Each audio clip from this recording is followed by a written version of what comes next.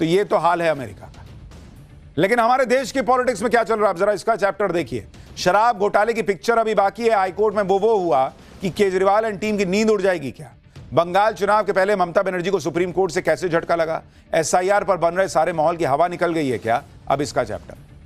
शराब घोटाले में जब केजरीवाल और उनकी टीम को निचली अदालत से छूट मिल गई तो उन्होंने खूब जश्न मनाया, लेकिन अब पूरा खेल फिर से पलटता दिख रहा है।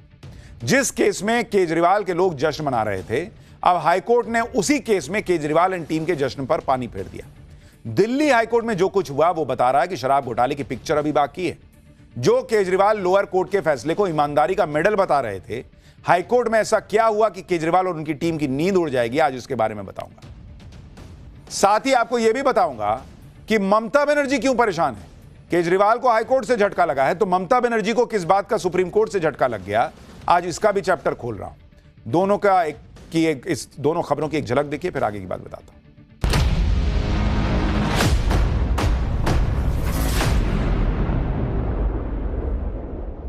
सड़क पे बैठी हुई है मुख्यमंत्री, धरना पे बैठी हुई है। गणेश कुमार को आत्मचिंतन और आत्ममंथन करना चाहिए। इस बार जनता उसका एक एक पाई का हिसाब लेगी। एसआईआर के मुद्दे पर धरने पर बैठी ममता बनर्जी की मुश्किल कैसे बढ़ गई वो बताऊंगा, लेकिन पहले अरविंद केजरीवाल की बात। दिल्ली शराब घोटाले के आरोपों में घिरे अरविंद केजरीवाल को निचली अदालत ने बरी कर दिया। इससे वो बड़े उत्साहित थे, उनके अच्छे दिन शुरू हो गए थे, वो फिर से पॉलिटिक्स में एक्टिव हो गए थे। केजरीवाल की वापसी की बातें होने लगी थी, जश्न मनाया जा रहा था। केजरीवाल ने तो यहां तक कह दिया कि कोर्ट कह रहा है कि वो कट्टर ईमानदार हैं। लेकिन जब सीबीआई ने ट्रायल कोर्ट के फैसले को हाईकोर्ट में चुनौती दी तो अरविंद केजरीवाल के दावों की हवा निकल गई। दिल्ली हाईकोर्ट ने सीबीआई की याचिका पर अरविंद केजरीवाल, मनीष सिसोदिया और 21 दूसरे आरोपियों को नोटिस जारी कर दिया है, जिन्हें ट्रायल कोर्ट ने बरी कर दिया था।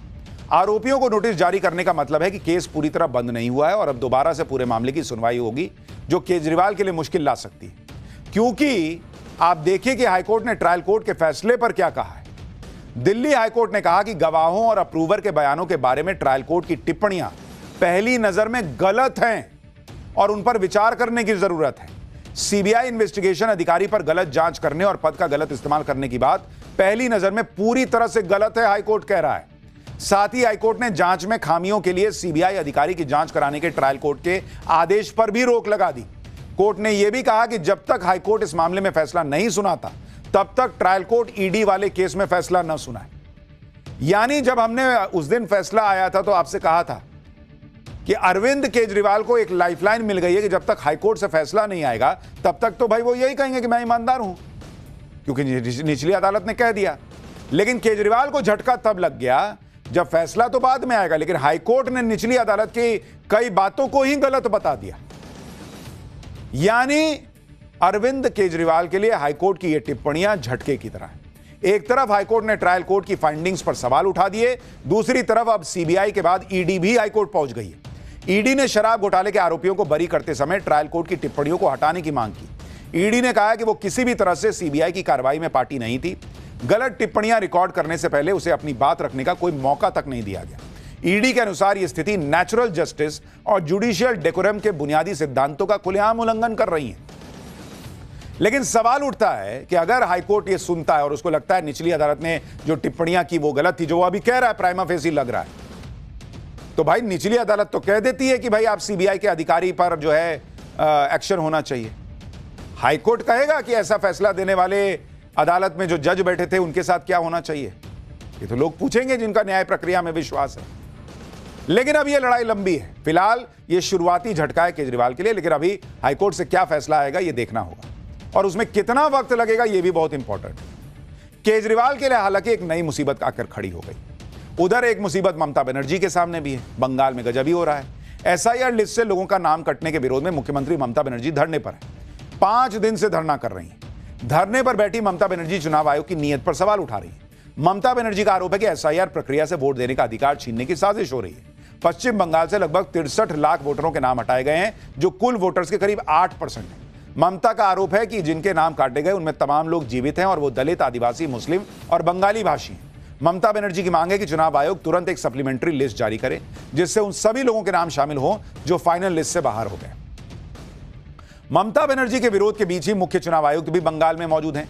ज्ञानेश कुमार अपने पूरे पैनल के साथ 3 दिन के लिए बंगाल गए हैं। इस दौरान उन्हें कई बार विरोध प्रदर्शन का भी सामना करना पड़ रहा है। अब इस पूरे मामले में सूत्रों के मुताबिक टीएमसी सीएससी के खिलाफ महाभियोग के नोटिस का मसौदा इसी हफ्ते संसद में पेश कर सकती है। मुख्य निर्वाचन आयुक्त को हटाने की प्रक्रिया सुप्रीम कोर्ट या हाईकोर्ट जज को हटाने के जैसे ही है। मुख्य चुनाव आयुक्त को सिर्फ 2 आधार पर हटाया जा सकता है, भ्रष्टाचार या पद का दुरुपयोग, और दूसरा शारीरिक या मानसिक रूप से काम करने में असमर्थ होना। तो अब यह महाभियोग का प्रस्ताव आएगा, वहां क्या होगा, बहुत सारे इसमें दांव पेच हैं। लेकिन ममता बनर्जी के लिए एक दिक्कत सुप्रीम कोर्ट से भी आई है, और वो सुप्रीम कोर्ट ने क्या कहा भाई?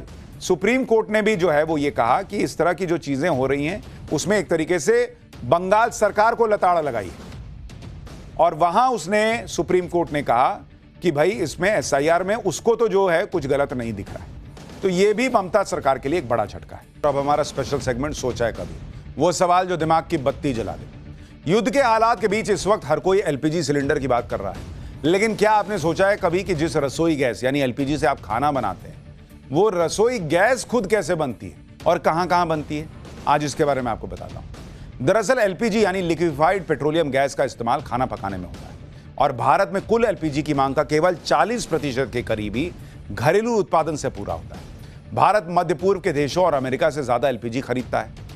असल में एलपीजी तो पेट्रोलियम उत्पादों को साफ करने यानी रिफाइनिंग के दौरान निकलने वाला एक सह उत्पाद है, को प्रोडक्ट। जब कच्चा तेल यानी क्रूड ऑयल जमीन या समुद्र के नीचे से निकाला जाता है तो वो बहुत गाढ़ा होता है। इसे रिफाइनरी में बड़े बड़े टावर्स में बहुत उच्च तापमान पर गर्म किया जाता है। गर्म होने पर तेल से अलग अलग चीजें निकलती हैं, जैसे पेट्रोल, डीजल, केरोसिन और एलपीजी। एलपीजी इसमें सबसे हल्की होती है, इसलिए वह प्रक्रिया के दौरान सबसे ऊपर गैस के रूप में निकलती है। यानी एलपीजी खुद जमीन से नहीं निकलता है। आप जो क्रूड ऑयल निकालते हैं उसको जब आप रिफाइन करते हैं तब उसमें से गैस के तौर पर एलपीजी निकलती है। इसके बाद गैस को बहुत ज्यादा दबाव बनाकर, प्रेशर उसका बनाकर उसे ठंडा करके तरल में बदल दिया जाता है। ऐसा इसलिए किया जाता है ताकि कम जगह में ज्यादा गैस भरी जा सके। जब हम अपने चूल्हे का बटन ऑन करते हैं तो सिलेंडर के अंदर का दबाव कम होता है और वो तरल फिर से गैस बनकर बाहर निकलता है, जिससे आप खाना बनाते हैं। भारत दुनिया के उन चुनिंदा देशों में शामिल है जिनके पास कच्चे तेल को साफ करने का बहुत बड़ा नेटवर्क है। भारत में बहुत सी सरकारी और प्राइवेट रिफाइनरीज हैं जहां एलपीजी का उत्पादन होता है, जैसे रिलायंस इंडस्ट्रीज की गुजरात के जामनगर में स्थित रिफाइनरी भारत की बड़ी एलपीजी उत्पादक रिफाइनरी है। इसी तरह के बहुत सारे अलग अलग केंद्र हैं। गुजरात में ही कोयाली में इंडियन ऑयल और वडिनार में नायरा एनर्जी की रिफाइनरी में एलपीजी बनती है। केरल के कोच्चि में भारत पेट्रोलियम, कर्नाटक के मंगलौर में Mangalore refinery and petrochemicals, Haryana के पानीपत में इंडियन ऑयल और पंजाब के बठिंडा में एचपीसीएल मित्तल रिफाइनरी एलपीजी का उत्पादन करती है, और फिर ये एलपीजी आप तक पहुंच पाती है। आज के लिए पाठशाला में इतना ही।